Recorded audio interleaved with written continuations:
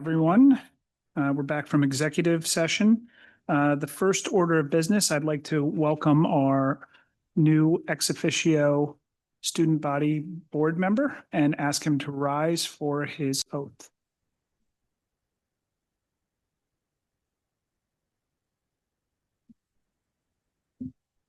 I, Brian Doherty, do solemnly swear that I will support the Constitution of the United States and the Constitution of the State of New York, and that I will faithfully discharge the duties of ex officio student member of the Board of Education of Pleasantville Union Free School District, Westchester County, New York, according to the best of my ability. Thank you. Thank you. Welcome.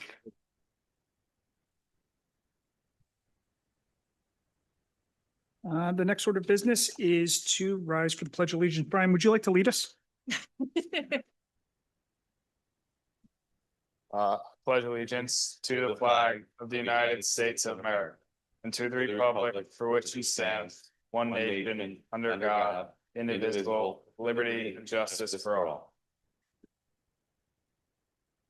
Thank you. Welcome, everybody. It's good to see so many people joining us tonight. First order of business, we are going to do a celebration of heroes. Dr.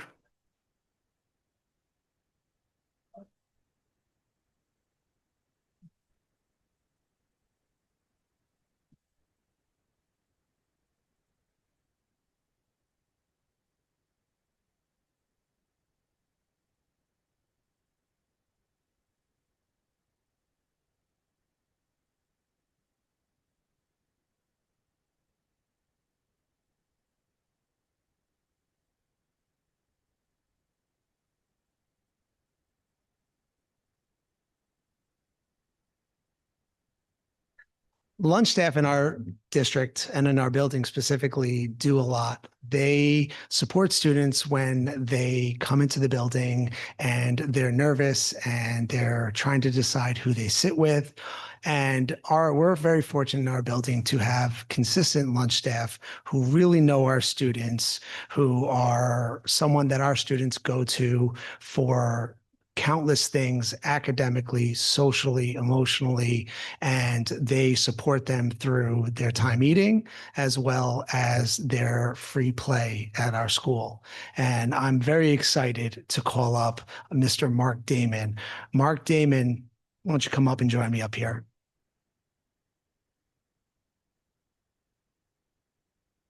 Mark Damon, not only a graduate of the Pleasantville School District, he has been with our district for some time now in many, many different roles. And last year, at the end of the year, he was in the lunchroom and another student started to choke. Mark is trained well and he's very observant, and he acted quickly. He acted appropriately, and he was able to administer the Heimlich maneuver and save this student from choking. So I want to give a very big congratulations and recognize him in front of the community and in front of the Board of Education for an extremely job well done.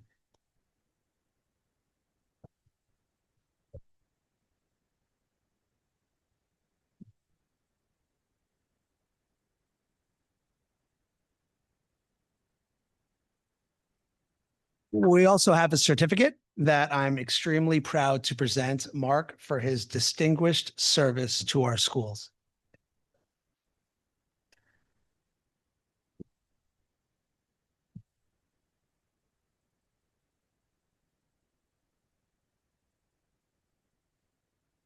Thank you, everybody. Thank you. Okay, now we'll turn to the opening of schools and goals.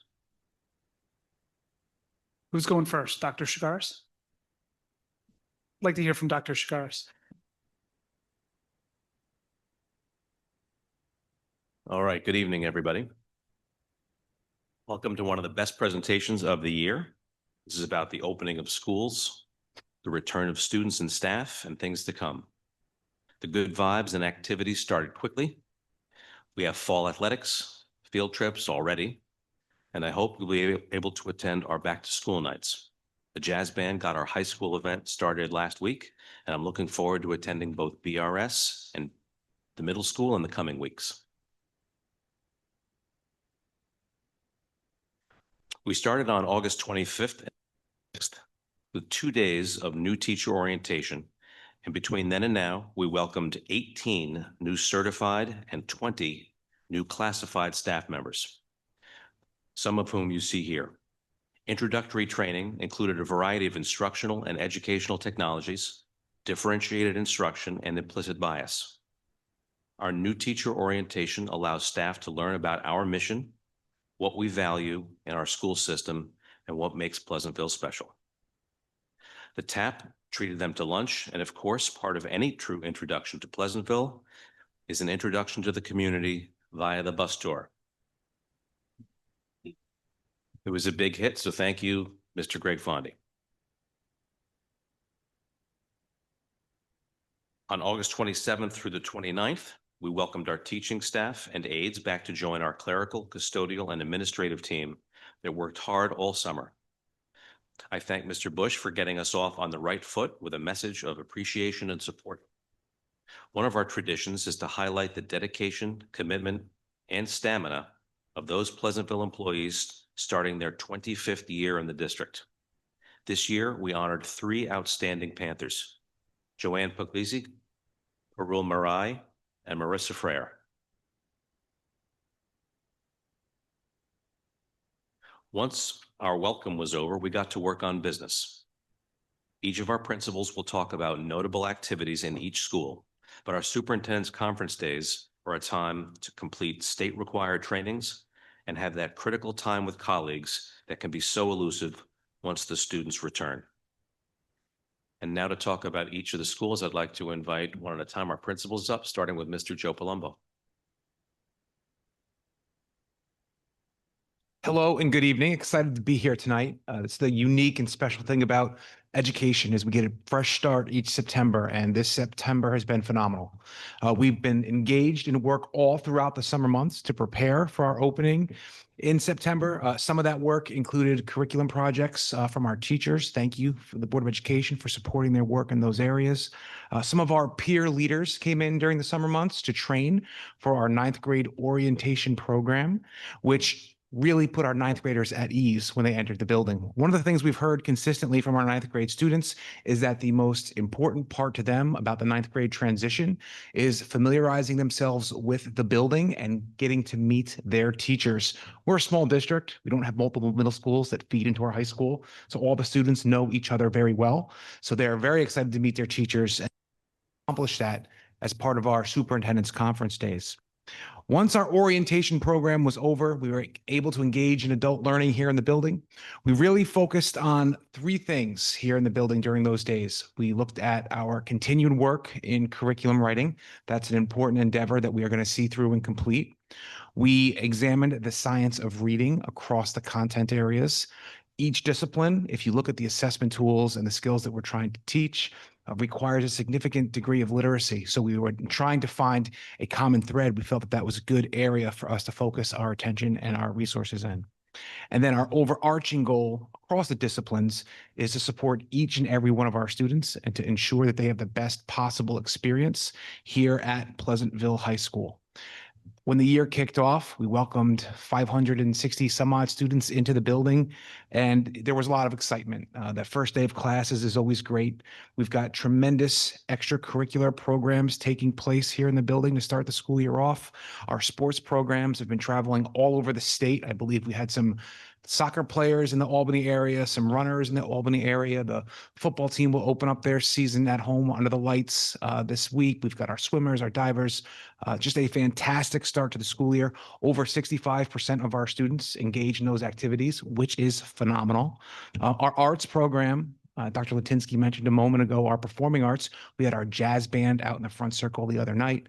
Our fine arts students, although not a school activity, if you get a chance to travel down Wheeler, you might see some of the work that those students did in a creative project this past weekend and chalking and painting there, which is fantastic. So really that emphasis on the 3 A's is something that is alive and well as we start the school year. Last week, we had our back to school night. We had a wonderful turnout. In addition to the families that came, we had several community organizations that were able to set up tables in our cafeteria. As part of my last weekly communication, I did share a feedback form. We are always looking to learn and grow. So I encourage families to give us some feedback about that back to school experience and the opening of schools in general. I also want to encourage families to reach out to teachers directly. Back to school night is a quick experience. I know that it's not really a teacher conference. You don't find those on the calendar at the high school. But the nice thing about our small community is that if you'd like to meet with teachers, they're available to do so. So please reach out to them. Let's work together. I think I said in my last update that working with teenagers is a team sport. And the more work we do together, I believe the better our outcomes are. Finally, just some big thank yous from the high school. I want to thank our summer staff, clerical, buildings and grounds. I want to thank the teachers, students, families, everybody who worked to make our opening such a resounding success. And obviously, Dr. Latinsky and his transition, all the tremendous work he's done in the Board of Education, for all of your efforts to put us in a position to do the things that we do. We appreciate you, and we're excited about an amazing 2025-2026 school year.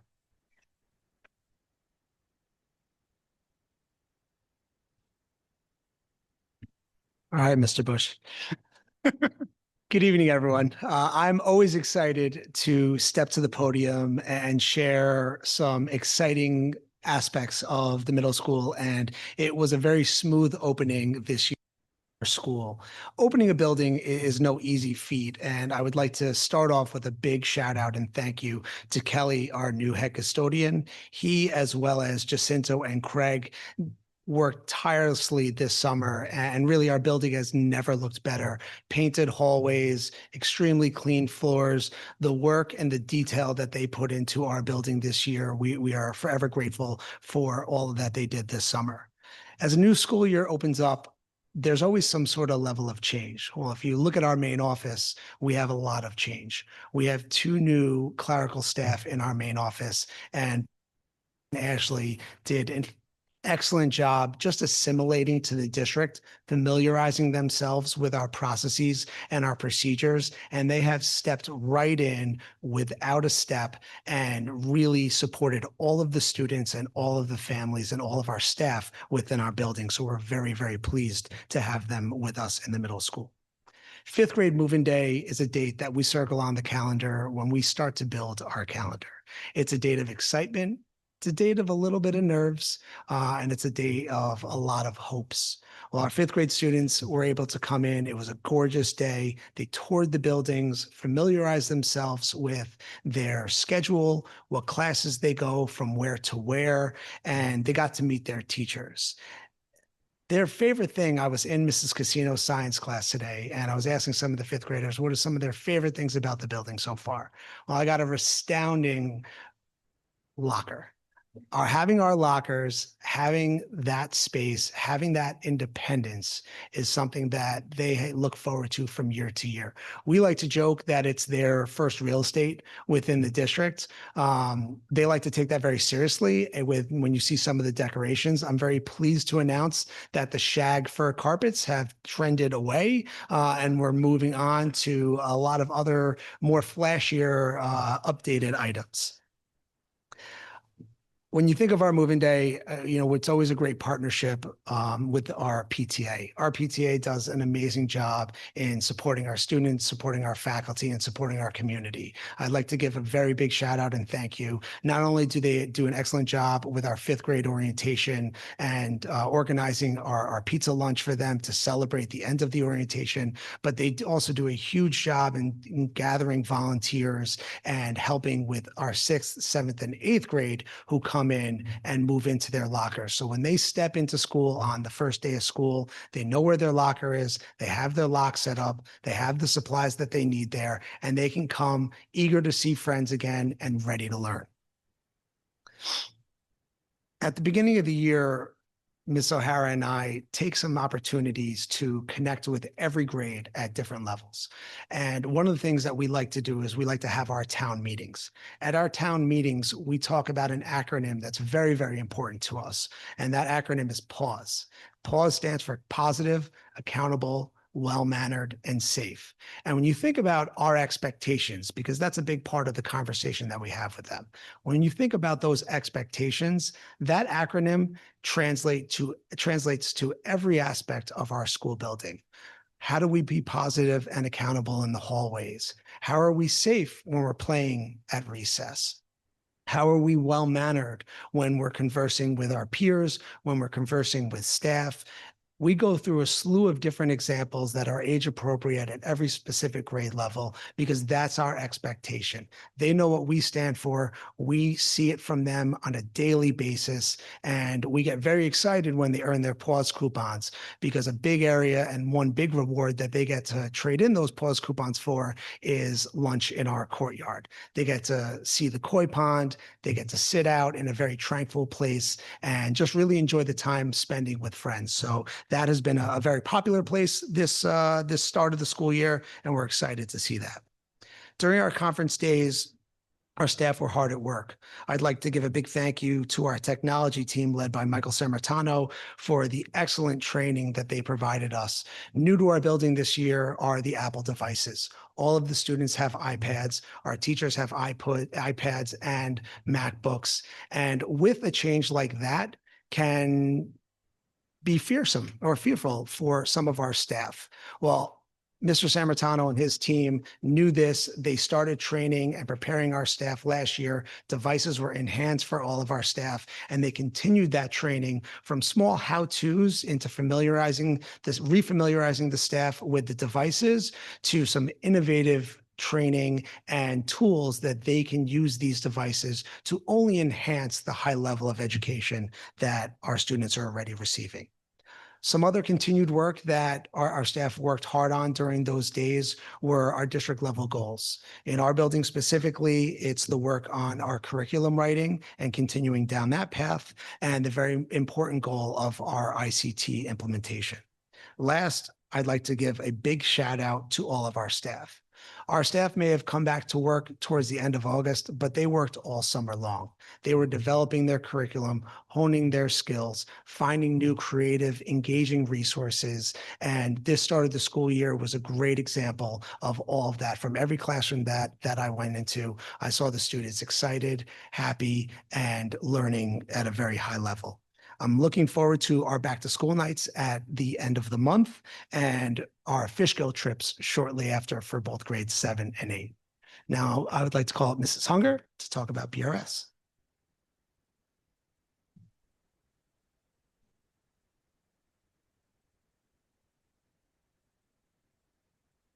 Sorry. Thank you, Dr. Chikaris. It is always wonderful to be here this evening to talk about the opening of schools. It is an exciting time of year, and like my colleagues shared, there is just something about the buzz in the air. The beginning of September, it's a fresh start, and it's always amazing. And this year, the weather was perfect. The past few years, we've had some downpours, we've had a few floods, some delays, but this year the sun was out, it was shining, and it was a perfect opening day. Thank you to all of those who are at BRS who worked incredibly hard to get the building ready to open. In particular, our custodial staff worked tirelessly over the summer. School ends the next day. The contents of our classrooms are in the hallway. So they really get started day one to get those rooms ready to go for our students to come back. Our office staff is working throughout the summer. We have many students that we're registering, and it's wonderful at an elementary in a large group in kindergarten, but throughout the grades as well. And our office staff is really that point person for our new families coming in. Our teachers come in throughout the summer to set up their classrooms. It is really something unique about BRS that come the second week of July, they start asking when they can get back in. And they are there throughout the summer to get their learning spaces ready to go for students. And in addition, are working really hard on summer curriculum writing. And again, thank you so much for your support. It really has such a big impact on our students in this school. And again, before school starts, our parents, thank you so much. You help get our students back into their routines, help getting those bedtimes a little bit earlier every day as school seems to be approaching, help with supplies, help with organization, reaching out to the teachers, asking those questions and offering to be partners right from the get-go. And we truly appreciate it. In August, we welcome back our faculty and our staff for superintendent's conference days. We are thrilled at BRS. This year, we are beginning a new reading curriculum, and we kicked off superintendent's conference days by beginning our professional development. And it's a journey for us. Throughout this whole year, we'll be engaging in professional learning amongst each other, as well as with professional support. And this was really our kickoff event. In addition, our occupational therapists, our psychologists, and our school counselor provided PD around our new Getting to Green room kits. So we are a school and a district that has a great emphasis on social and emotional learning, and all of our classrooms, all of our learning spaces, that means the gym, the music room, the cafeteria, all of our spaces are now equipped with these Getting to Green kits, where students know that they have tools that they can use, that the teachers and our staff are going to introduce to them if they need a moment, if they need a break, that there's something that they can do within their classroom. And this was all funded through the Pleasantville Fund for Learning. And so we thank them so much for their support. And later this fall, we're actually going to be launching our Getting to Green room at BRS. And so it's going to be expanding from there. But it was really exciting to hear from our colleagues to start the year off on this initiative. Lastly, if you see up there, there's a little sign that says, "We love BRS." So if you walk through our doors, it says, "Welcome back," and a "We love BRS because." And as a staff, we all took a moment to pause to share just one little thing that we love about this very special place. And as the students came in, they noticed some of the things they brought. They're like, "I like that too." And as we welcome our parents into our building this week for back to school night, we hope that they take a moment and pause and are able to see and reflect on just, for us, what makes this place so magical and so special. A big thank you to our PTA during superintendent's conference days. They supply a lunch for our whole staff, and it's just a wonderful way to start the year off together. Then we finally welcomed our students back. So we welcomed our students, and those first few days, those first few weeks in an elementary school are really around building a community and establishing that culture for the year. You'll hear many of our teachers throughout the year refer to their class as a family, and it truly is. These are the people that you are with all day long, and learning how to care for each other, and that everybody needs a little something different in that care is what the beginning of the year is all about. We end our first week of school with a school-wide assembly where we gather together for the first time. And we do two very important things. So at BRS, we strive to be bucket fillers, and we begin the year by taking our bucket filling pledge, where students make that promise to try to be bucket fillers throughout the year. And we do say that it is at home and at school and in the community. We try to cover all of our basis of where we would like our young children to be bucket fillers. And then we end the day by singing the Bedford Road School song. And it's something that is just a wonderful kind of sent off on our first week and a kickoff to many more occasions throughout the year where we get to come together.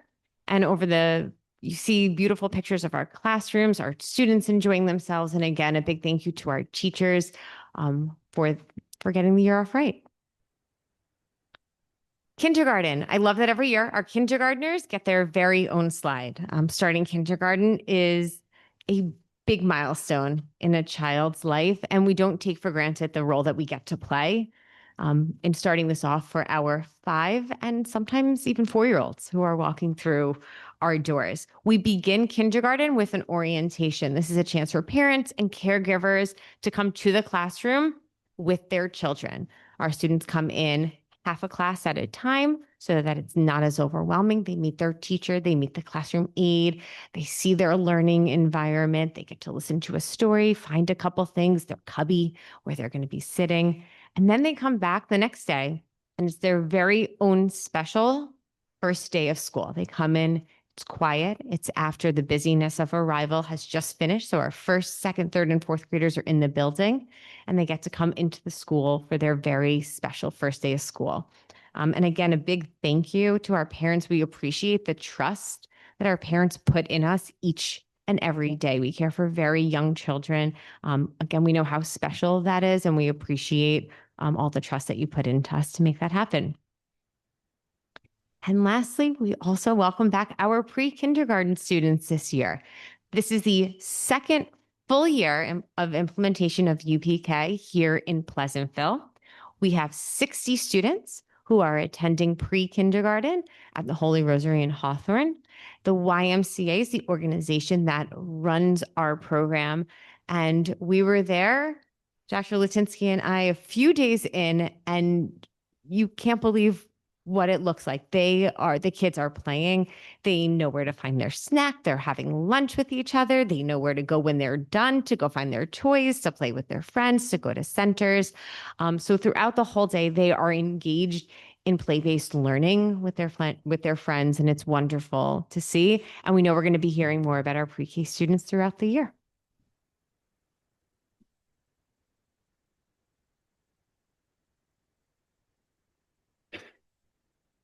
So before we move to the numbers, excuse me, I heard a lot of gratitude, and I had the opportunity to attend the welcome.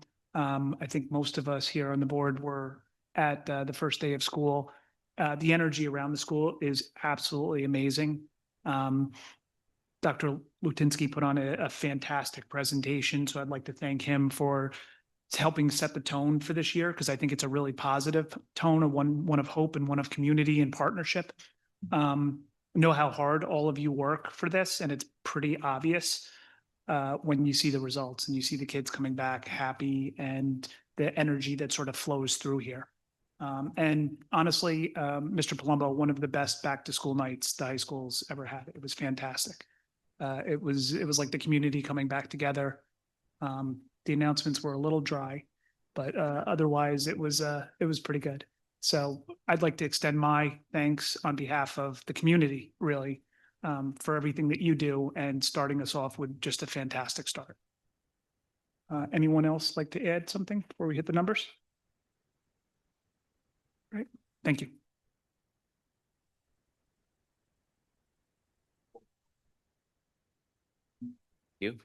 Before we close out this particular portion of the presentation, I want to provide a snapshot of our enrollment as it is now.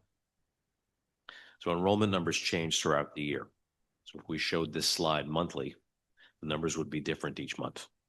So this is the 2025-26 unofficial enrollment as of today, but it's likely to increase. This 1,608 is down from the last few years, but similar to the 1,605 we opened with in 2021. We were in the 1700s 10 years ago, but Pleasantville's enrollment trends are very similar to New York State and Westchester County numbers, in that has trended downward over the course of the decade. Overall, the population in New York State and Westchester is decreasing, population is getting older, and birth rates are declining. In addition, the state of the Westchester housing market is encouraging people to hang on to their homes, so availability for move-ins with young families has decreased. These aren't necessarily bad things, they are just facts.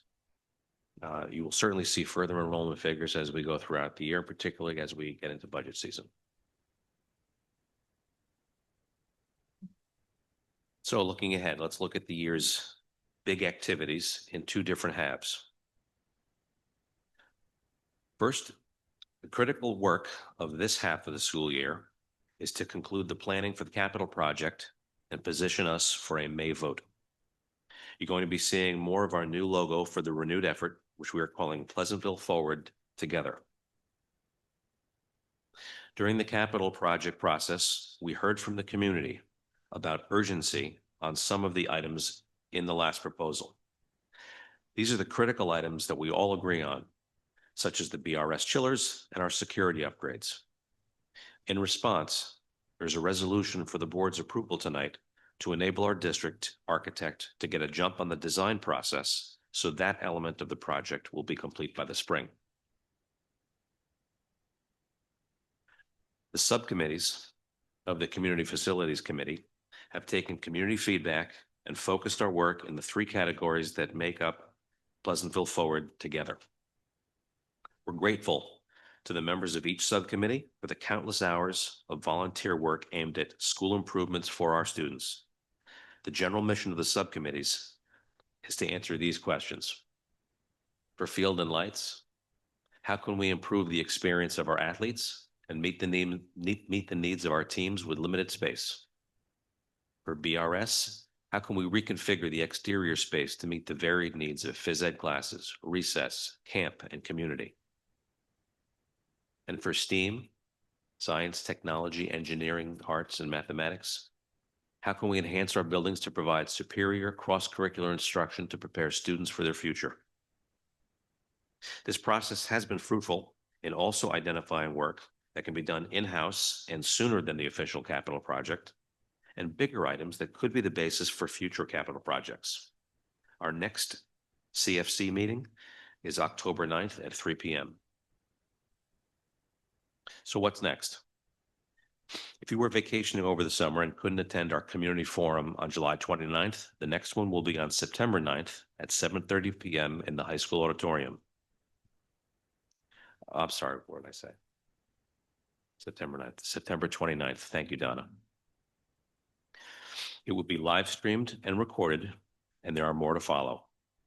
We will continue our efforts to keep the community informed via hard copy postcards, parent square notices, social media, the website, newsletters, coffees, and board meetings. That's quite a list. In addition, our Board of Education will be attending a joint meeting with the Village Board on December 8th. The work of the subcommittees will eventually give me the information necessary to present a draft referendum to the board by January, and will be prepared for a May vote.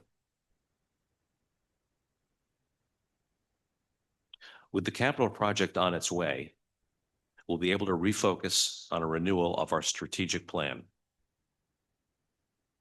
While other things change, mission statements frequently have longevity. A school mission statement is usually a combination of a vision and a mission, with both aspirational goals and a declaration of purpose. Pleasantville's mission statement stresses the qualities we want our students to have, as well as the qualities we want our learning environment to have. Pleasantville's long-term two-stage strategic plan was named Pleasantville Schools 2026 because it was designed to prepare the class of 2026 for their future. The second stage of that plan resulted in 6 strategies to achieve that future.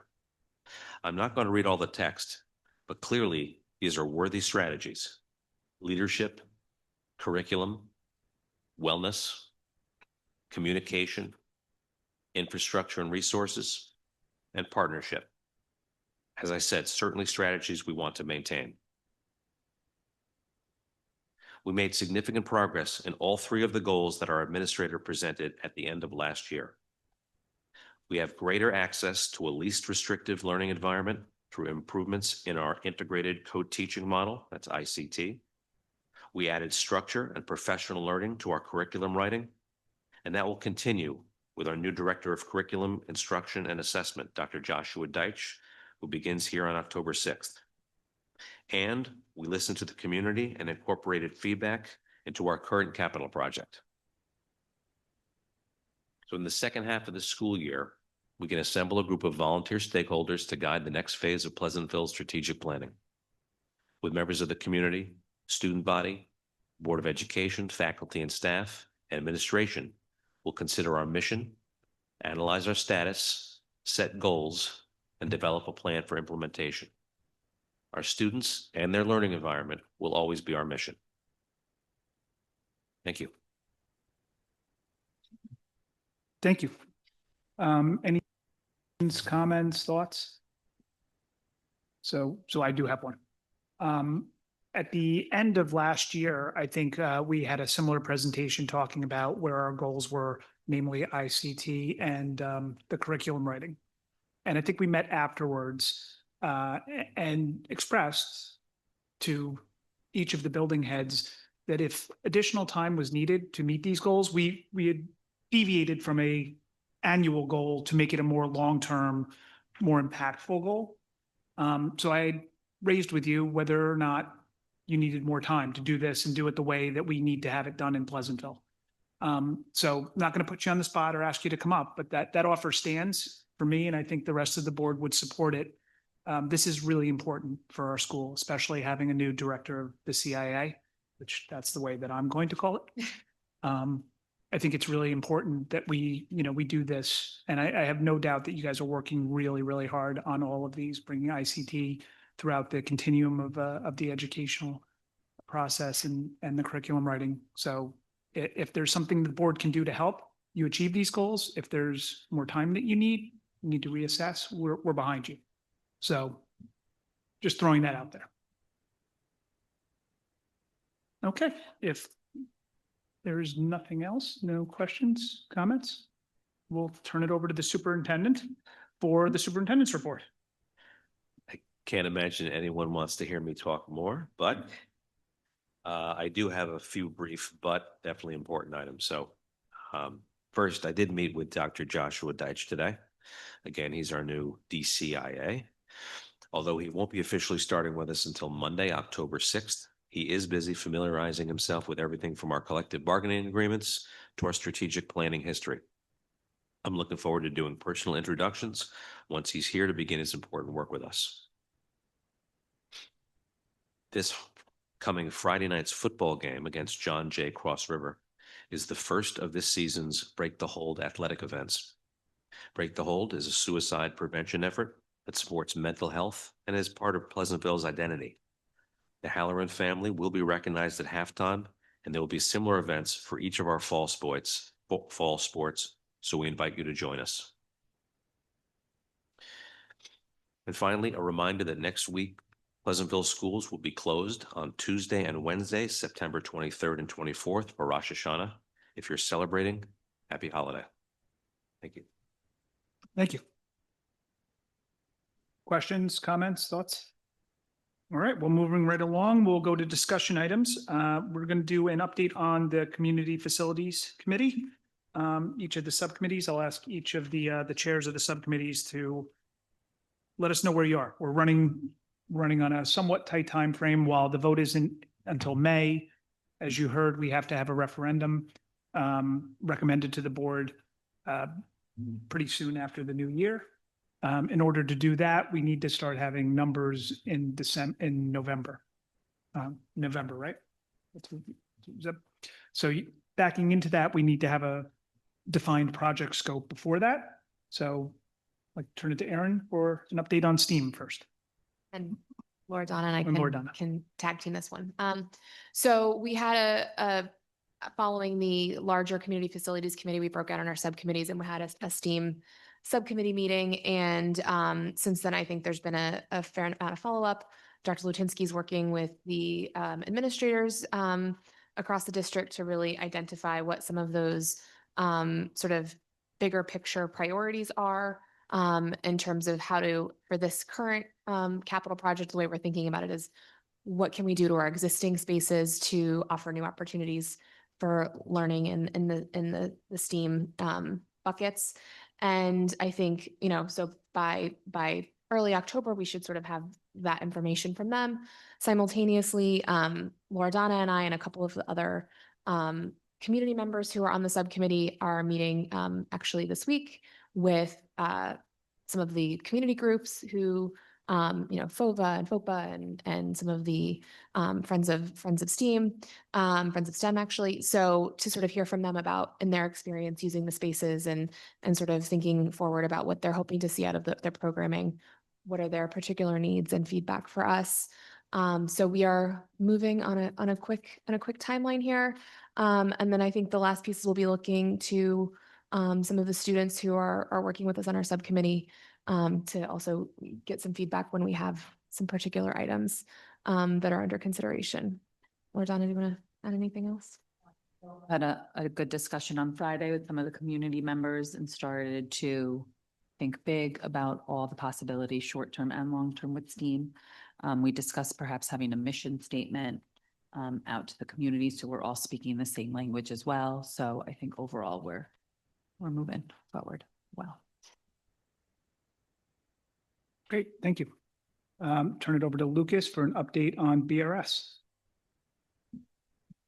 We had our subcommittee meeting where we started to discuss, I brought to the attention of the members my meeting with the village in terms of where we align with the BRS space. At our subcommittee meeting, we also met with the police department to discuss possible security issues and just their input on that facility.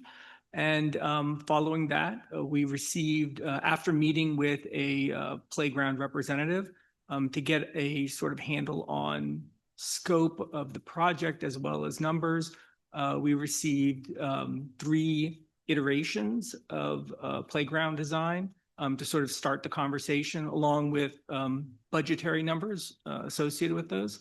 So we're right now sort of looking at that and seeing what elements make sense or what we need to add to. And going forward, I think the next round would be to engage more of the parents and students now that they're back in school. That's sort of the plan while we're gaining some more information on budgetary numbers for the project. Great, thank you. Mr. Vamosi. Mr. Bush. Okay, so let me give an update first. We met September 4th, and on the CFC, on the Community Facilities Committee. And the first part of it was we had invited, there was 2 members of the community committee that had come up with an idea for how to bucket the item and the propositions moving forward, and how to bifurcate them. And they took some time, and we invited them to share that idea with the rest of the community, with the rest of the community forum. And they bucketed them under 3 ways. One was maintain, and so it'd be items such as, bless you. It's okay. So it was items such as the BRS chillers, such as replacing the turf field out there, the track, the hot water heaters here, security. So that would be like the maintain bucket. The second one was enhance. Like, what can we do more? And so like BRS playground was in there, STEAM was in there. And we don't have a final recommendation, but these are kind of the ideas there. An upper field turf was in there. And then the third bucket was lights, and to bring them out. So 3 different propositions. And so that was shared with the committee. There was no decision made if that was going to be an endorsed thing, but it was encouraging to hear that idea come forward, by community members. So that's kind of the overall community facility committee piece. Second was we broke out into our Field and Lights Committee, and we had Woodard and Curran come and present their analysis on the lights. So just to highlight what that is there were a number of ideas that the lighting committee members asked us to explore, from the light poles that had been previously proposed of 80 feet. Could we go lower? And their answer was, we can look at 60 foot. Fine, we might need more of them, but we could do that. We looked at the temporary diesel. We looked at the temporary electric. We looked at solar powered lights, and we looked at telescoping lights that would raise and lower. And these were all put together by different characteristics. And so they were shared across, such as the costs. Do they meet the National Federation of High School Standards, which are there for the player protection? What is the light pollution like? So what is the glare? What is the spill? How does it look? How does it encroach on neighboring properties? Warranty. How long are these lights guaranteed for? And then the prevalence of usage for athletic facilities. So all of this information was presented to the community, to the Field and Lights Committee, to see if there's any additional information that we would have liked to understand in this report. And so that information, there was no really additional information from the report that was asked for. And so they issued a final report, and I think we're posting that soon, and we'll have a communication out. And so this is publicly available, along with the Parkway back analysis that had previously been done, so everyone can read their report. The one aspect, so that's the kind of the committee. We will be meeting again on October 3rd. Is that right? 4th? 9th? Sometimes, thank you. October. And in that, we're going to be looking at a lighting policy, and which to see if we can, we're gonna take the one that we had done previously and see if there's any enhancements we want to make to it. To talk about the high school backfield, which we have not talked about, and then sound mitigation options. So those are kind of the three main topics for the next meeting. However, there was one area that I wanted to get the board's opinion on, as that we did have a request when we talk about that lighting policy, and it would be helpful for us in the Field and Light Subcommittee to have guidance from the board. And that was a request to have a legally binding lighting policy. And so I, cannot speak on behalf of the board, so I wanted to bring that topic here.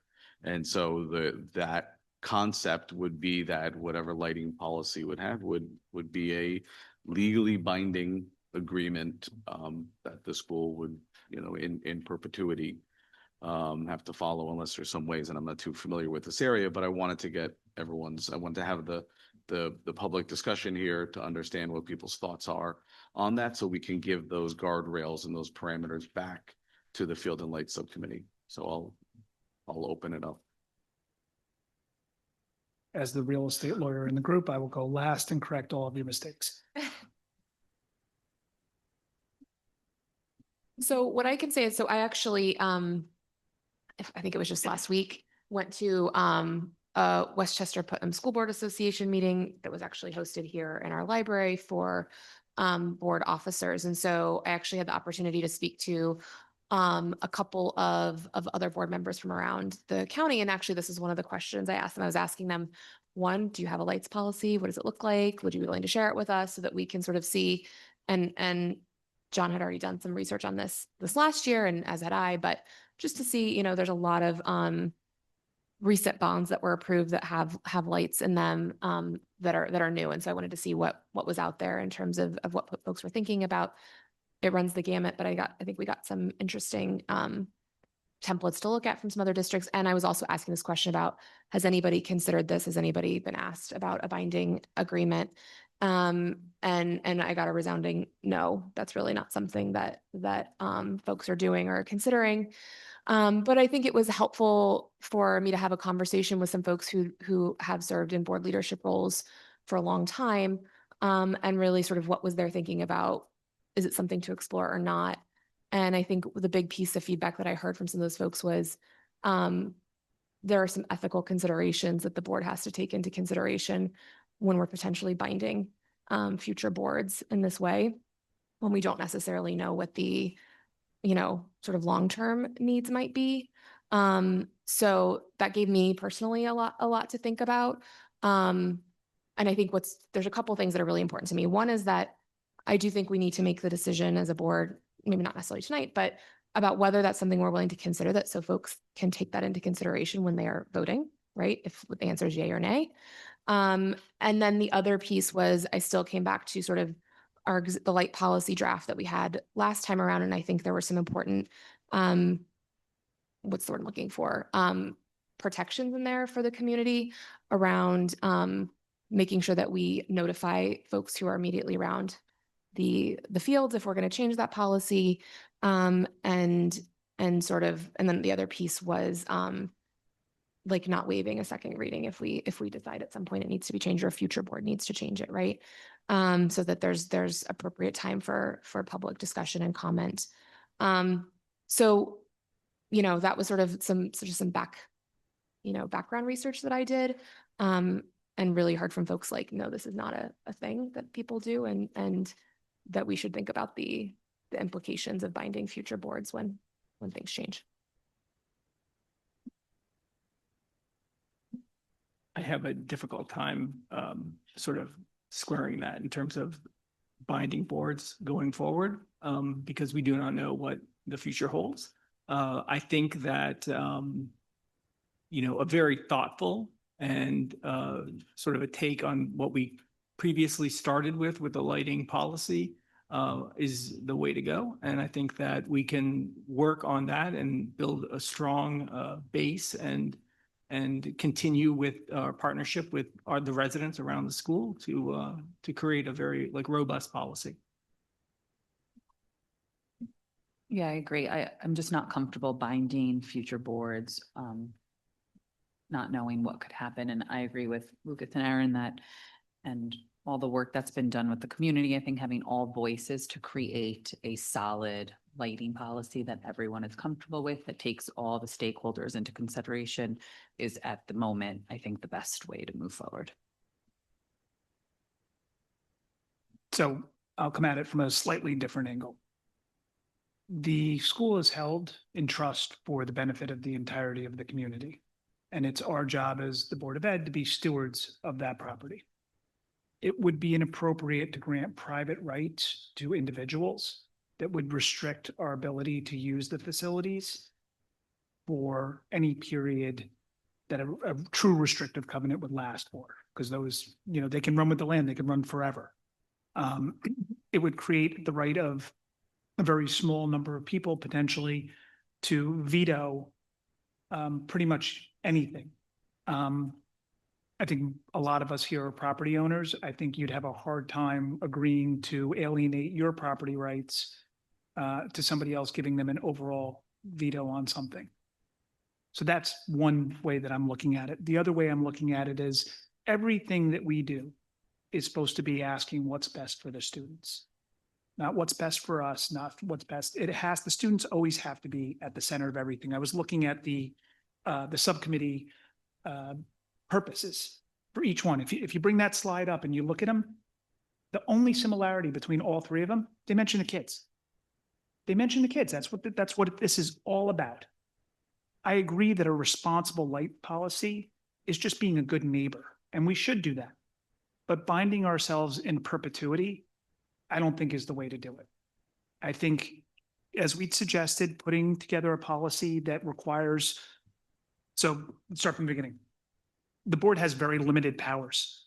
One of its major powers is setting policy for the school, which is basically, think of it as like the constitution for the school. And it's supposed to set both tone and particular things that we can and can't do. Normally, a policy requires 2 readings, but the board can waive the second reading anytime it feels like it. Sometimes we've done that to comply with law. Sometimes it's been a security issue where we want to get the policy out front and enforceable immediately. Sometimes we've done more talking about the policy than 2 readings, as we did with the policy on using our facilities and allowing dogs on the property, because they're more complicated issues and they deserve more commentary and more thought. The lighting policy that we eventually come up with, I think, will best be served by making clear that the board and a future board can change it, but they have to jump through a bunch of hurdles before they can change it. So they'd have to do it a minimum of 2 readings, potentially 3. They'd have to be mailings that would go out to contiguous landowners or within a certain range. I think it was in the policy that we drafted that had a range, a list of streets where you'd get a mailing. If there are 3 readings, that means it's a month and a half you have to talk about it and to come in and hear the reasoning why we're doing it, which is always, again, going to be centered on the kids. And number 2, object to it. And I think that's the best protection that a reasonable board can give. I think we've seen a lot of good policies. I think John Vamosi has sent around pretty much every school's lighting policy to the extent they have them. I will admit that Rhinex is pretty good. Read it this morning, and it is pretty good. So I think I'm committed personally to passing a reasonable policy that allows us to be good neighbors, but still doesn't bind a school board 30 years from now from changing. The technology around fields, lights, sports, all of that stuff is going to look completely different in 20 years, 10 years, maybe even 5 years. So I don't feel comfortable personally locking the community's property. And it is the community's property. You see people walking on the track all the time that are community members. You see dads playing catch on the fields, kicking the soccer ball, throwing the football around on the fields. It is used more by the community and the rec leagues than it is by our own sports teams, I think. John, am I somewhat accurate in saying that? It's, yeah. So it really is a community resource. We treat it as such. We allow the usage. Some schools do not allow that. There are certain schools that put up big fences and don't allow you on their fields at all. That's not how we feel like Pleasantville is. We feel like it's an open community, and it should be. So that's my personal feelings. Okay, thank you. I think that's helpful for us to understand the parameters. We can go back and work towards a lighting policy. I mean, I'll just read, I know you mentioned Rye a minute ago and there. Wait, John, can I say Yes. one other thing real quick? Yeah, of course. Which is just that I think, I know this won't be the answer that everybody wants to hear, but I think that our big obligation, as I see it, is to be transparent so that folks can make informed decisions. And I know I said that before, but I think it's worth reiterating. That I think that's our primary responsibility, right? Is to be transparent about where we are and why, and then folks decide what that means for them. Yep. Yeah, I'll just just give me a second. I'll read here kind of that RIE policy that was referenced, which is this policy is subject to the established board review cycle. If an amendment to the policy is considered, the neighboring community will be notified. District and board representatives will consider all community feedback provided as part of the amendment process. So that's RIE is there. What we had for our first reading of last year was written notice will be provided via first-class mail to addresses at Ashland, Clinton, between Romer and Sunnyside, Tioga, Sunnyside, and Romer. In addition, the district will communicate the upcoming proposed revision via standard electronic communication to district facilities. Any revision to this policy requires 2 readings. So, I would think we went even a step beyond where I was, but we can continue to work and see if there's other measures that we want to put in there. But I think the guidance from the board is clear and appreciated, and we can take that back to the community, to the Field and Light Subcommittee. So thank you. Great. Thanks, John. Any additional comments, thoughts? Anyone? Okay, we'll move to board liaison updates. So we've taken it on this year to establish a closer connection to groups that historically have not been represented.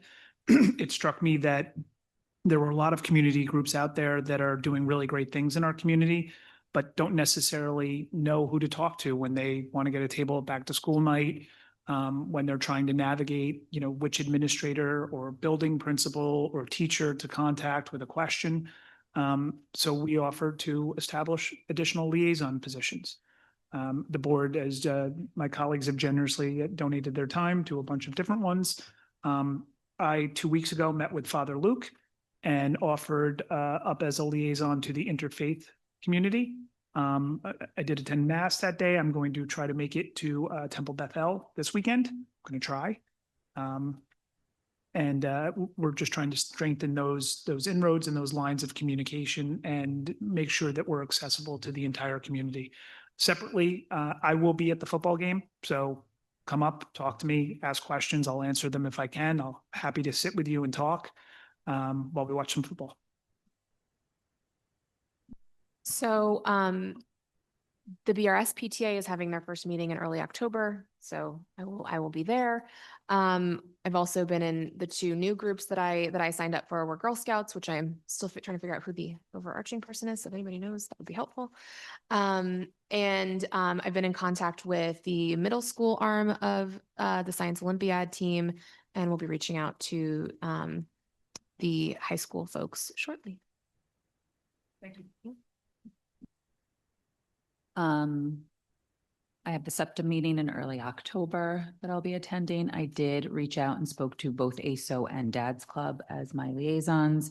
I have an email draft to the senior center, which then I hope to visit in the next couple of weeks and have go there and speak to them in person. I reached out to the FOPA, Friends of the Performing Arts. They are transitioning to new leadership. So I've been able to have quick discussions with them. They have yet to have a meeting. I've also reached out to the Friends of the Visual Arts, and Michael was kindly was able to join the meeting yesterday. I was at a Westchester School Board, Westchester Putnam Valley's School Board Association meeting with my counterpart, Julian, to discuss roundtable issues. So the next meeting, I think, is on October 20th for the FOVA group, and I will be attending that. I do not have an update this evening. We will expect an update next time, and it will be lengthy and detailed. excessively. And that offer stands. If there are other groups out there that want to reach out, I think all of our contact information is available on the website. And feel free to approach us in town. We're all pretty visible. We're all around, enjoying the fall sports and attending the art shows and the orchestra band shows. So please come up and meet with us if you have questions, comments, thoughts. With that, we will turn to recognition of the audience. It is the practice of the Pleasantville Board of Education to allow for public expression during the recognition of the audience in accordance with District Policy 1510. Before I read the rest of this page, is there anyone who would like to speak? I have to read the rest of the page now, sorry. Interested school district members and district residents are asked to state their name and address and direct their comments to all members of the board. As a reminder, public comment shall be limited to 5 minutes. After all those wishing to offer public comment have done so, those who would like to offer additional comments may do so at the discretion of the board president, provided no single person shall exceed 10 minutes in total during any one meeting. Comments either neutral, positive, or negative relating to specific individuals will not be permitted. Complaints about school personnel, students, and school matters should be made in accordance with District Policy 3230. All speakers are expected to conduct themselves in a respectful and courteous manner. The public comment period is intended to allow school district members and district residents to present commentary to the board. As no individual member of the Board of Education can act independently, responses to the questions in some cases, not most now, may not be possible, but the board will take all comments under consideration and the questions will be considered to by the board or referred to the superintendent as appropriate for consideration and response. Please.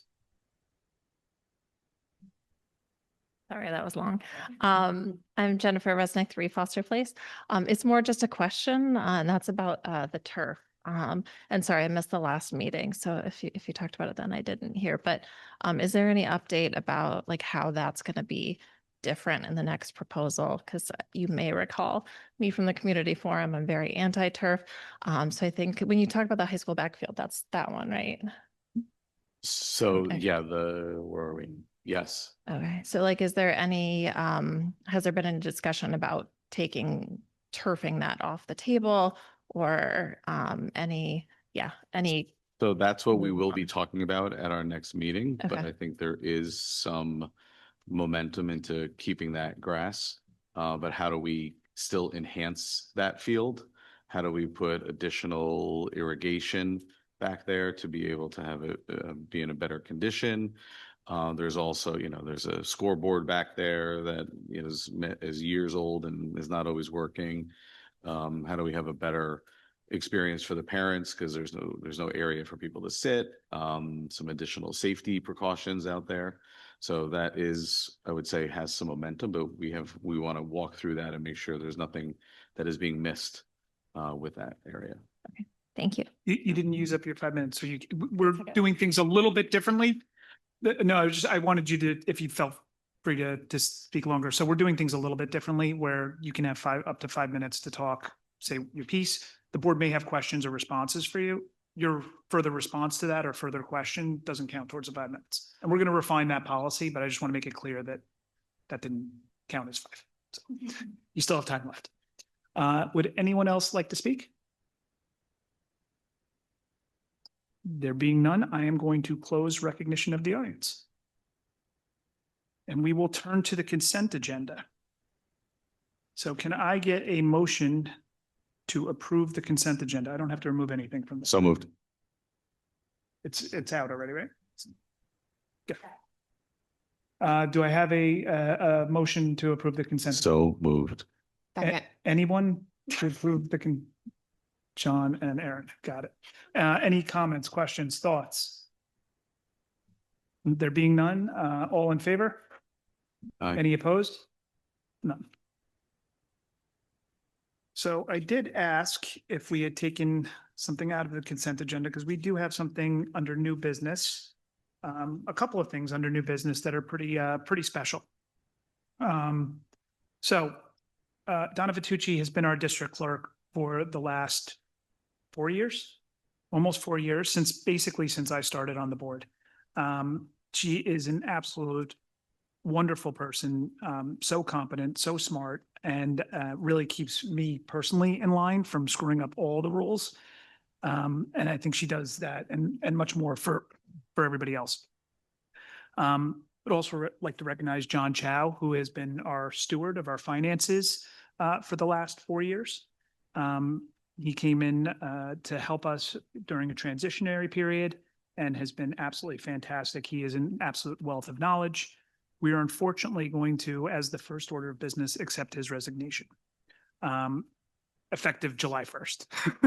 Should have said that first. It is because he is going to be retiring for real this time.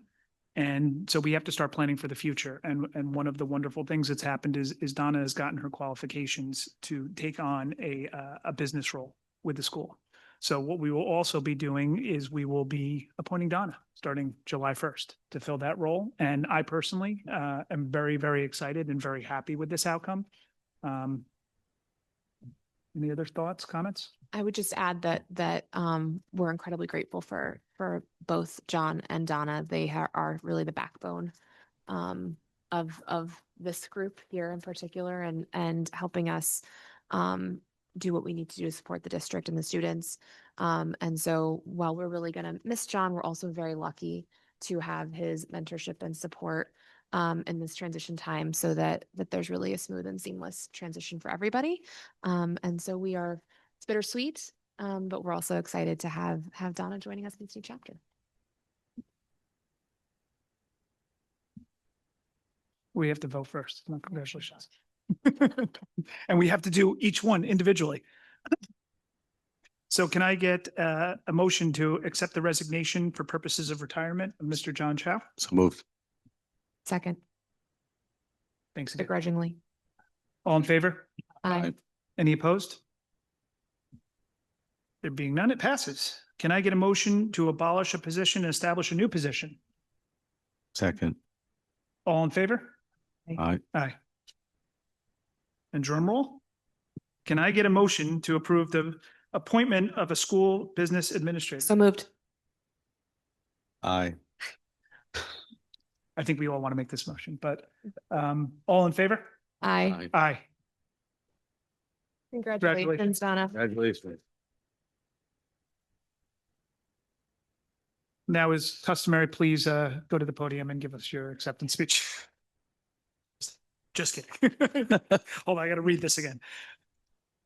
So now we'll go to closing remarks. So again, one of the newer things that we're doing is at the end of the meeting, if there's any board member that has anything that they would like to share, something they'll be attending, something that happened during the week that they'd like to offer congratulations or thanks for, this is the time. So I have I one. just Oh, you. sorry. something, I just want to, I've only had the pleasure of knowing both John and Donna for a couple of months, but they're both huge parts of what I feel has been a successful transition for me so far. So I'm really happy. John, congratulations on retiring. You'll love retirement. You get to relax. You'll be healthy all the time. It's wonderful. And Donna, whether it's the correction on the date or correction on everything else, you've been super helpful, and you having the school business official certification is just adds credibility to the qualities that you have. And congratulations to you both. Well said. So I was just going to say, this past week was my very first back to school night at the high school. And in addition to it being a really great event and seeing many members of the community, I have to give a shout out to the students who were there and kept me from getting terribly lost multiple times. I'm convinced that these are Hogwarts stairs that move while you were traveling them. But I just want to say the students that were there were warm and helpful, and I saw them save many, many, many parents. So I just wanted to say big shout out to the students that were there. Any other board member? As I mentioned before, I attended the Westchester Putnam School Board Association roundtable yesterday with the ex officio student member, Julian. And we had great conversations with districts small and large. And I'm going to bring some discussion topics to the group later on. And you're also serving as our representative for NISBA and have recently forwarded around all the resolutions that are being Yes. proposed. And I have lots of questions, so I'll shoot those to you tomorrow. And that meeting will be on the 9th, I believe. It goes from the 9th to the 10th, as I recall. Probably. It's probably like 12 hours long. Just questions, not voting. Just quickly, I'm looking forward to back to school night in kindergarten with my little guy. He comes home telling me he wants to be in kindergarten every single day. So that is a testament to how wonderful the opening was at BRS, and I'm sure as the rest of the buildings. Go Panthers. Great. Looking forward to seeing everybody at the football game. I do have one question. What's the movie night movie? Lion King. Fantastic. And what's the date on that? It's this Friday too. It's a lot on Friday. And I got to go back and forth between the two. All right. Well, thank you and look forward to seeing everybody in the community. Before we depart, I do want to recognize both Brian. Thank you for taking the time to be with us and bring the students' view to us. I'd also like to recognize Julian, who is our also ex officio board member, who is not on duty tonight yet showed up. So thank you very much for doing that and really appreciate the dedication. Anything else from anyone on the dais or otherwise? We're good? With that, can I get a motion to adjourn the meeting? So moved. Big Loredana got the second there. All in favor? Aye. Aye. Good night, Thank you, everybody. everyone.